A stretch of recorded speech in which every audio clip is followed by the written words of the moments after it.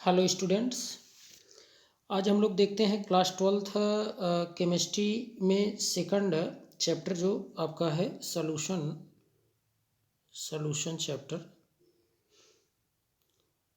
Chapter से ये numerical जो हैं ऑलरेडी ये सॉल्व हैं, बस आपको थोड़ा सा हिंट दे करके समझाना है। तो इसको देख लेते हैं और जिससे ये आपको इससे मदद मिलेगी। ठीक, तो देखते हैं क्वेश्चन नंबर 1। ये क्रम से अलग साल क्वेश्चन पढ़े थे, लेकिन जो आपके न्यूमेरिकल दिए गए हैं उसके क्रम से हमने यहाँ पेन से लिख दिया है, तो ये क्रम होगा, इसको आप समझिएगा। ठीक, तो फर्स्ट क्वेश्चन आप देखिए, बुक में आप चेक करेंगे तो फर्स्ट यही मिलेगा क्वेश्चन, जो प्रश्न दिया गया होगा यही होगा। एक विलयन में 80 ग्राम प्रति लीटर, ये ग्राम प्रति लीटर में पहले से दिया गया है, तो NaOH घुला है। ध्यान दीजिए, ग्राम नहीं दिया है, ग्राम प्रति लीटर दिया है। तो इसकी नार्मलता बताना है एवं मोलरता की गणना कीजिए। ठीक, नार्मलता एवं मोलरता। तो ये फार्मूला याद रखिए कि नार्मलता जो होता है, ये तो आप पढ़े ही हैं कि ग्राम तुल्यांकों, विलेय के ग्राम तुल्यांकों की संख्या बटे बिलियन का आयतन लीटर में। ठीक, लेकिन यहाँ अगर जब ग्राम में दिया गया होता तब तो हम ऐसे कर लेते। अब उससे भी आसान ये है अगर ग्राम प्रति लीटर में आपको दिया गया है तो। अब जैसे देखिए, केवल इतना करना है कि सांद्रता ग्राम प्रति लीटर में और बटे तुल्यांकी भार कर देंगे तो नार्मलता निकल जाएगी। और मोलरता भी ठीक इसी तरीके से, अगर ग्राम प्रति लीटर में सांद्रता दी गई है तो उसमें अणुभार से आप भाग दे देंगे तो जो निकल कर आ जाएगा वो मोलरता निकल कर आ जाएगा। ठीक, तो देखिए सिंपल है। देखिए, तो NaOH का तुल्यांकी भार आपको निकालने आना चाहिए। बताया गया था कि NaOH का अणुभार और बटे विस्थापनीय हाइड्रॉक्सिल आयनों की संख्या, तो Na का तो 23 होगा, परमाणु द्रव्यमान Na का 23 होगा, और ऑक्सीजन का 16 और हाइड्रोजन का 1, तो 23 16 1 जोड़ेंगे तो 40 आएगा, और 40 में 1 से भाग देंगे क्योंकि OH इसमें एक ही है ना, विस्थापनीय, तो 40 ही आ जाएगा तुल्यांकी भार NaOH का। और अणुभार अगर निकालेंगे तो वो भी 40 ही रहेगा। ठीक, अब आपको नार्मलता निकालना है, NaOH विलयन की नार्मलता। तो सांद्रता ग्राम प्रति लीटर में ऑलरेडी दिया गया है यहाँ, तो सांद्रता ग्राम प्रति लीटर में बटे तुल्यांकी भार आपने अभी 40 निकाला ही है, तो 80 में 40 से भाग देंगे यहाँ तो आपको 2 निकल कर नार्मलता यहाँ मिल जाएगी। ठीक, इसी तरीके से NaOH विलयन की मोलरता भी यहाँ पूछा था, तो मोलरता के लिए वही सांद्रता ग्राम प्रति लीटर में बटे यहाँ अणुभार करेंगे। मोलरता निकालने के लिए बटे अणुभार और नार्मलता निकालने के लिए बटे तुल्यांकी भार। तो मोलरता निकालने के लिए सांद्रता ग्राम प्रति लीटर में 80 दिया ही गया है, अब यहाँ अणुभार 40 है, NaOH का भाग देंगे आप तो 2 मोलरता भी आ जाएगी और 2 नॉर्मलता भी आ जाएगी। तो इस तरीके से फर्स्ट क्वेश्चन आप सॉल्व कर लेंगे। देखिए सेकंड क्वेश्चन आपका है, उसी क्रम से देखना है जो बुक में आपके है। ठीक, सेकंड क्वेश्चन देखिए, सेकंड क्वेश्चन दिया है कि हाइड्रोजन परऑक्साइड के 20% भार अनुसार जलीय विलयन में H2O2 एवं H2O के मूल प्रभाज क्या होंगे। देखिए, अगर हाइड्रोजन परऑक्साइड के 20% दिया है, इसका मतलब 100 में 20%, 100 में से 20% मतलब 20 ग्राम तो H2O2 है। 20% H2O2 का जलीय विलयन का अर्थ है कि 100 ग्राम जलीय विलयन में H2O2 का द्रव्यमान कितना है, 20 ग्राम है। ठीक, अब जल कितना होगा, तो जल का द्रव्यमान निकालेंगे, वही 100 में से 20 घटा देंगे, H2O2 को घटाएंगे तो जल मिल जाएगा 80 ग्राम। अब H2O2 का आणविक द्रव्यमान निकाल देंगे तो 34 आ जाएगा, और जल का अगर आणविक द्रव्यमान 18 निकालेंगे तो आ जाएगा। बस अब आपको क्या करना है कि H2O2 को मोल प्रभाज निकालने के लिए क्या फार्मूला है, H2O2 की मोलक संख्या और बटे वही विलयन की मोलक संख्या, तो विलयन में H2O2 और H2O है। ठीक, तो H2O2 की मोलक संख्या और बटे H2O2 की मोलक संख्या प्लस H2O की मोलक संख्या। ठीक है, तो सिंपल है, इस तरीके से आप इसको कर लेंगे। अब ये यहाँ पर पहले ही सॉल्व कर दिया है। H2O2 का मोल निकालने के लिए उसका द्रव्यमान ग्राम में बटे अणुभार, तो 20 में 34 से भाग देंगे तो यहाँ निकल कर आ जाएगा 0.588। और इसी प्रकार जल के मोलक संख्या निकालेंगे तो जल का द्रव्यमान आप रखेंगे 80 है ही, तो 80 बटे उसका अणुभार 18, और ये निकल कर आ जाएगा जल के मोलक संख्या। बस अब आप इसी फार्मूले में रख दीजिए। तो H2O2 की मोलक संख्या आपने अभी निकाला ही है यहाँ, तो 0.588 आ गया। और H2O2 की मोलक संख्या तो वही है। अब जल के भी आपने यहाँ निकाला हुआ है, इसको भी रख दीजिए। तो ये पूरा बिलियन का हो जाएगा, नीचे जो बटे में करके है तो इसको जोड़ दीजिए। तो 5 यहाँ देखिए 5.032 आ गया, और बटे ऊपर की तरफ, अंश की तरफ, तो ये रहेगा ही रहेगा। बस आप इसको सॉल्व कर लेंगे तो ये आपको मिल जाएगा H2O2 का मोल प्रभाज, ठीक 0.117। ठीक इस तरीके से निकल गया। अब आप चाहते तो वो फार्मूला भी पढ़े हैं आप, है ना, कंपोनेंट ए यानी कि J1 और plus J2 is equal to 1। अगर एक का निकल गया, दूसरे को निकालने के लिए आप क्या करेंगे, 1 में से घटा दीजिए जो निकला है, तो ये J2 को आ जाएगा। ऐसे भी कर सकते हैं या आप ऐसे भी कर सकते हैं। देखिए अब H2O का मोल प्रभाज निकालने के लिए फिर H2O का मोल, फिर H2O के मोल प्लस H2O2 का मोलक संख्या, फिर आप देखिए अब इस बार H2O का मोलक संख्या आप निकाले ही है यहाँ पर, तो 4.444 बटे फिर वही बिलियन का, यानी कि H2O2 और जल दोनों का मोलक संख्या जोड़ देंगे। और इसके बाद आप इसको सॉल्व कर लेंगे। सॉल्व करेंगे तो आपको मिलेगा यहाँ ये 0.881। आप चाहते अगर तो 1.00 में से अगर घटा देते केवल ये इसका मान, तब भी आ जाता ये, ठीक है, यहाँ निकाल देते आप अगर, तब भी आ जाता ये। तो चाहे जैसे आप कर लीजिए। ये 117 दिया है तो यहाँ 0 बढ़ा के यही घटाकर आप यही मान प्राप्त कर सकते हैं, या आप ऐसे भी करिए या वैसे, जैसे हो सके, ठीक। चलिए क्वेश्चन नंबर 3 देख लेते हैं। ये क्वेश्चन नंबर 3 है, आपके बुक के अकॉर्डिंग देखिएगा। तो जल का अपेक्षिक घनत्व 1 मानते हुए शुद्ध जल में H2O की मोलरता ज्ञात करना है, ठीक है। अपेक्षिक घनत्व कितना मानना है, 1 मानते हुए शुद्ध जल में H2O की मोलरता निकालना है। अगर आप जल का घनत्व 1 ग्राम प्रति मिली मान रहे हैं तो जल की सांद्रता क्या हो जाएगी, जल की सांद्रता हो जाएगी आपको 1000 ग्राम, 1000 ग्राम में 1000 मिली से भाग देंगे तो ग्राम प्रति लीटर में आ जाएगा। सांद्रता जैसे ही ग्राम प्रति लीटर में आ जाएगी तो मोलरता निकालना आसान है, पहले वाले प्रश्न के अकॉर्डिंग है। तो जल की सांद्रता अगर आ गई ग्राम प्रति लीटर में तो बस जल के अणुभार से ही भाग दे दीजिए, तो मोलरता आपको मिल जाएगी 55.55 आता है, तो 5 आप मोलर लिख देंगे, ठीक।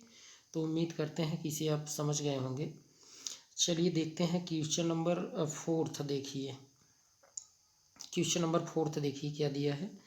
2.5 m, स्मॉल m का मतलब मोलल, यानी जिसे आप मोललता कहते हैं, जलीय विलयन में विलेय के मूल अंश की गणना करना है, ठीक, जिसे आप मोल प्रभाज कहते हैं। 2.5 m का मतलब क्या है, m का तात्पर्य है मोललता से, ठीक। और मोललता बराबर क्या होता है, मोललता बराबर विलेय का द्रव्यमान ग्राम में, विलेय का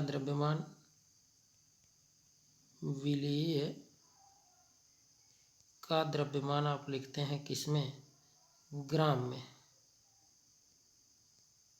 ठीक, ग्राम में। और बटे विलायक का द्रव्यमान केजी में, ठीक,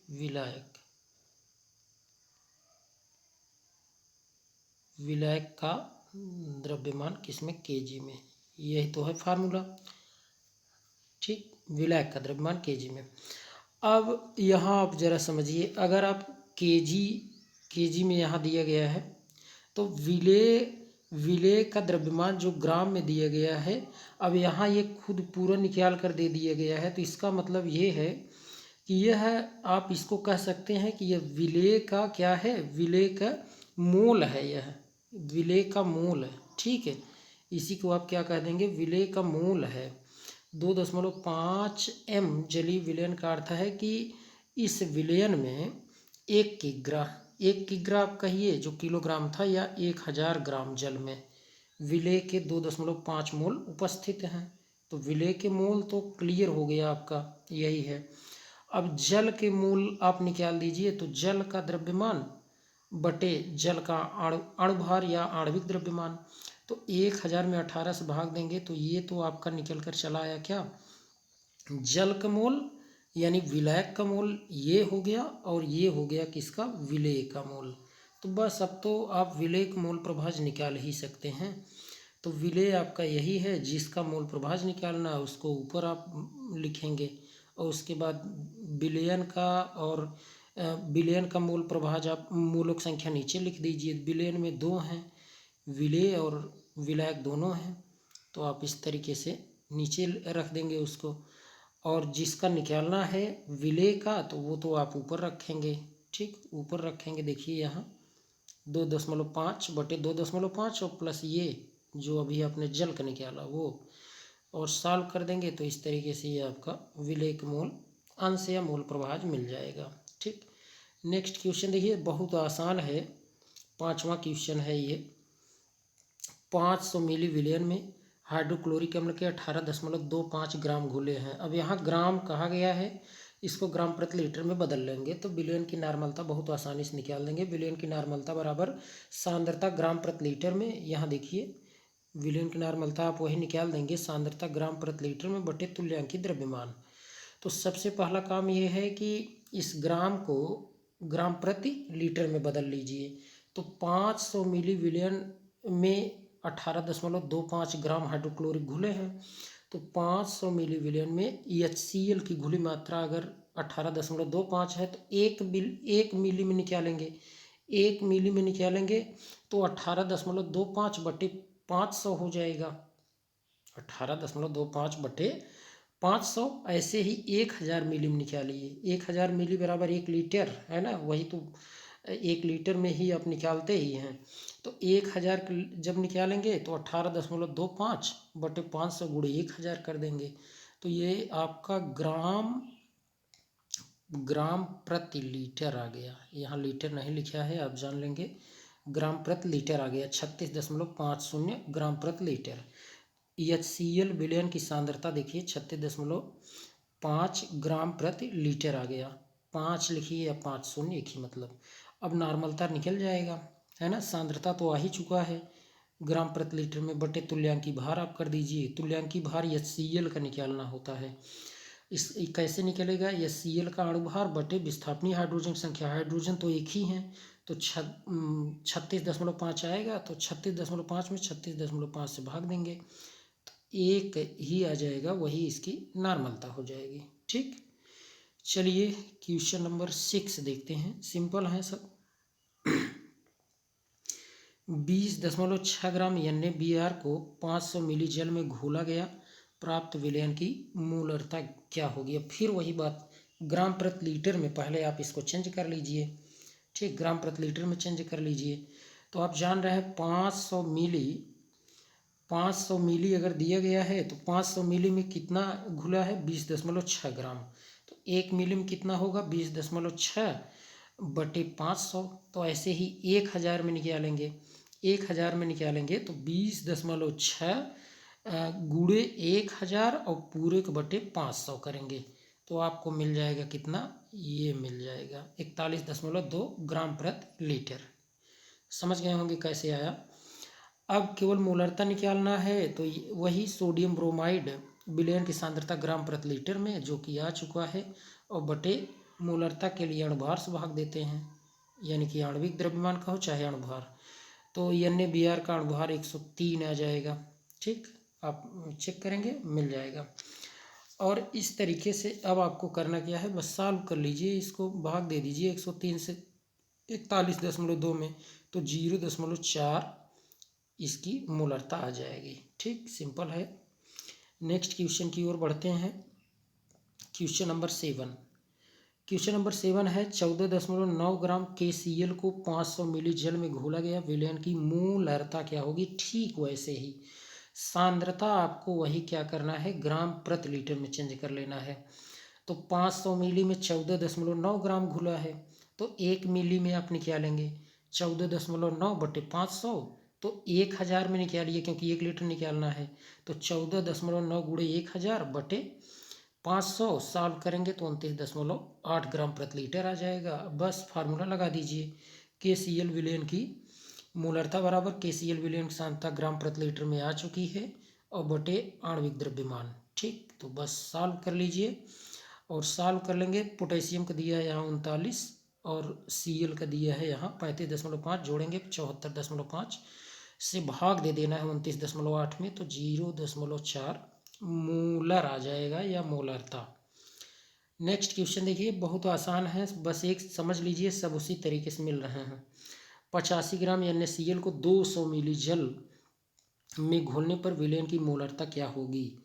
फिर वही आपको ग्राम प्रति लीटर में चेंज करना है। आप जान रहे हैं 200 मिली में है ना, 200 ml NaCl में घुला ये 85 ग्राम दिया गया है, तो एक ml में निकालेंगे, 1 ml में निकालेंगे तो 85/200 हो जाएगा। ठीक, और इसी तरीके से 1000 ml में जब निकालेंगे तो आपको 1000 में निकालने के लिए क्या करना होगा, यहीं कर दे रहे हैं, बस यहीं गुणे 1000 कर देंगे। ठीक, 1000 कर देंगे तो 200 से काटेंगे इसको 5 और 85 में आप 5 का गुणा करा दीजिए। ठीक, 85 में 5 का गुणा करा दीजिए। अच्छा 85 नहीं था, ये 5.85 है, देखिए 5.85, तो 5.85 है, इसको 5.85 कर लीजिए, ज़रा ध्यान दीजिए 5.85। ठीक, तो सॉल्व कर लेंगे तो इसको पूरा 5 से गुणा करिए 5.85 में, तो आपको मिलेगा ये 29.25 ग्राम प्रति लीटर। तो NaCl विलयन की मोलरता ज़रा देखिए, तो वही सांद्रता ग्राम प्रति लीटर में आ गई बटे NaCl का अणुभार अब कर देंगे। अणुभार करेंगे तो सिंपल, अब आप जान रहे हैं, सॉल्व कर लेंगे तो 0.5 मोलर आ जाएगा। ठीक, चलिए 9वां प्रश्न देख लेते हैं, आसान है। सल्फ्यूरिक अम्ल का 0.2 मोलर विलयन बनाने के लिए 250 मिली जल में इस अम्ल के कितने ग्राम घोलने पड़ेंगे। कितने ग्राम यहाँ कहा है, तो देखिए सल्फ्यूरिक अम्ल की आवश्यक मात्रा अगर जब भी निकालना हो तो बस ये फार्मूला याद रखे रहिए, मोलरता गुणे आणविक द्रव्यमान गुणे ये आयतन मिली में। ठीक, मोलरता गुणे आणविक द्रव्यमान गुणे आयतन मिलीलीटर में और बटे 1000 कर देंगे, तो सारे मान दिए गए हैं। 0.2 मोलर दिया गया है, तो इसको आप यहाँ रख लेंगे मोलरता में। 250 मिली दिया है, ऑलरेडी मिली में दिया है, तो इसको यहाँ रख लीजिए। और आणविक द्रव्यमान सल्फ्यूरिक अम्ल का निकाल दीजिए। सल्फ्यूरिक अम्ल का आणविक द्रव्यमान 98 आएगा, तो यहाँ रख देंगे, यानी यहाँ नीचे रखा गया है सब, और बटे 1000 करेंगे 4.9 ग्राम आ जाएगा उत्तर। ठीक, केवल फार्मूला इसमें आवश्यक मात्रा के लिए ये याद रखना है, कितने ग्राम घोलने पड़ेंगे, आवश्यक मात्रा अगर निकालना है तो मोलरता गुणे आणविक द्रव्यमान गुणे आयतन मिली में बटे 1000। ठीक, तो ये उत्तर आपको मिल जाएगा। नेक्स्ट क्वेश्चन देखिए, आसान सा 10वां क्वेश्चन देखिए, यहाँ देखिए 10वां है ये, 11.7 ग्राम सोडियम क्लोराइड को 500 मिली जल में घोला गया विलयन की मोललता। अब मोललता यहाँ निकालना है, तो इसको तो आप उस तरीके से जो इसका मुख्य फार्मूला है, जो फंडामेंटल फार्मूला है उससे निकालिए। ठीक, क्योंकि ग्राम प्रति लीटर में तो आप निकालते कब, जब मोलरता और नॉर्मलता पूछता, मोलरता और नॉर्मलता पूछता, लेकिन यहाँ क्या पूछा है, मोललता। तो ठीक, जल का घनत्व तो आप देखिए 1 ग्राम प्रति मिली होता है, 1 ग्राम प्रति मिली होता है। 500 मिली जल का द्रव्यमान कितना हो जाएगा, 500 ग्राम, यानी किग्राम बदलेंगे 0.5 किग्रा, क्योंकि इसमें 1000 से भाग दे देंगे। ठीक है, 1000 से भाग दे देंगे तो 0.5 किग्रा आ गया। अब वही मोलालता का फार्मूला लगाइए। मोलालता बराबर क्या है, विलेय का मूलक संख्या बटे विलायक का द्रव्यमान किग्रा में। तो विलेय NaCl है तो NaCl की मूलक संख्या कैसे निकालते हैं, द्रव्यमान ग्राम में और बटे NaCl का आणविक द्रव्यमान, और पूरे को बटे फिर जल का द्रव्यमान किग्रा में, किग्रा निकाल चुके हैं। अब हम लोग जान रहे हैं द्रव्यमान ग्राम में दिया गया है यहाँ NaCl का 11.7, और बटे वही NaCl का अणुभार निकालिए तो 58.5 मिलेगा, और पूरे को बटे ये किग्रा में निकाले ही हैं। यही आप इसी से क्या करें, भाग दे दीजिए तो आपका ये आंसर आ जाएगा 0.4 मोलालता आ जाएगा। स्मॉल m से लिखे हैं तो मोलालता उसे आप कहेंगे। ठीक, 11वां क्वेश्चन देखिए। एल्कोहल जल के मिश्रण में भारानुसार 54% जल है। इस मिश्रण में एल्कोहल का मोल प्रभाज क्या होगा। सिंपल, 54% मतलब 54 ग्राम जल है, जान लीजिए। ठीक है, भारानुसार जल की मात्रा 54 ग्राम है। अब एल्कोहल का अगर पूछना है तो 100 में से आप घटा दीजिए, 54 निकालेंगे 100 में से तो 46 ग्राम आ जाएगा, एल्कोहल का द्रव्यमान हो गया। बस अब मूल प्रभाज तो निकल जाएगा, चाहे जिसका निकालना हो। अब ये कह रहा है कि इस मिश्रण में एल्कोहल का निकालना है, तो एल्कोहल का अगर आप मूल प्रभाज निकाल रहे हैं तो एल्कोहल का मोलक संख्या बटे विलयन का मोलक संख्या। विलयन में कौन कौन है, एल्कोहल है और जल है। तो एल्कोहल की मोलक संख्या निकालने के लिए यहाँ ऊपर देखिए ये निकाला गया है एल्कोहल का मोलक संख्या। एल्कोहल का द्रव्यमान ग्राम में बटे उसी का अणुभार, 46 में 46 भाग देंगे तो 1 आ जाएगा।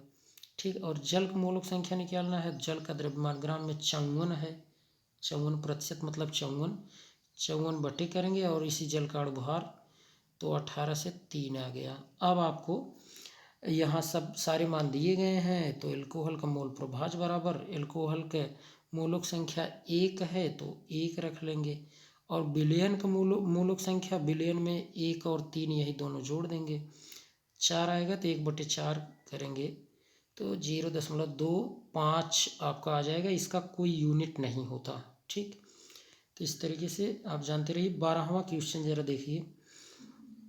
92 ग्राम एथिल एल्कोहल तथा 72 ग्राम जल के विलयन में एथिल एल्कोहल का मूल प्रभाज ज्ञात करना है। सिंपल, दोनों का ग्राम दिया है, दोनों का ग्राम दिया गया है। अब दोनों के अणुभार केवल निकाल कर भाग दे दीजिए तो मोलक संख्या आ जाएगी। जैसे इसमें देखिए एथिल एल्कोहल का मोलक संख्या निकालना है तो द्रव्यमान ग्राम में बटे अणुभार उसी का, तो 2 आ गया मोलक संख्या किसके लिए, एल्कोहल का।